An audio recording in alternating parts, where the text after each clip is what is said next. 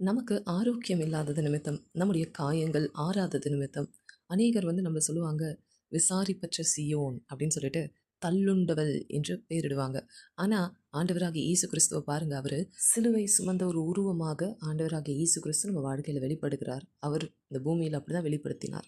So, நமக்கும் சில ஸ்டேட்டஸோ, இமேஜோ இல்லை என்றால் ஆண்டவர் நமக்கு கொடுத்த மகிமையான சில காரியங்களை நாம் சுதந்திரிக்க கொஞ்சம் நாட்கள் ஆகும். அது வரைக்கும் அவருடைய பாதத்தில் உங்களுடைய அழைப்பை காத்துக்கொண்டு நீங்கள் அவருக்கு உண்மையுள்ளவர்களாக இருக்கணும். ஏன்னா உங்களுடைய அழைப்பை நீங்கள் மட்டும்தான் பண்ண முடியும். அதை வேற யாராவது எடுக்க நினைத்தார்கள் என்றால் அது உங்களுக்கும் ப்ராப்ளம், அவங்களுக்கும் ப்ராப்ளம். அதனால் கர்த்தர் உங்களை நடத்தி உங்களுடைய காயங்களை ஆற்றி உங்களை தள்ளுண்டுவல் என்று பெயரிட்ட இடங்களில் உங்களை ஆண்டவர் எப்படி தாங்குகிறார் என்பதை வெளிப்படுத்தும் வரைக்கும் அவருடைய பாதத்தில் தாழ்மையோடு காத்திருங்கள். ஆமேன்.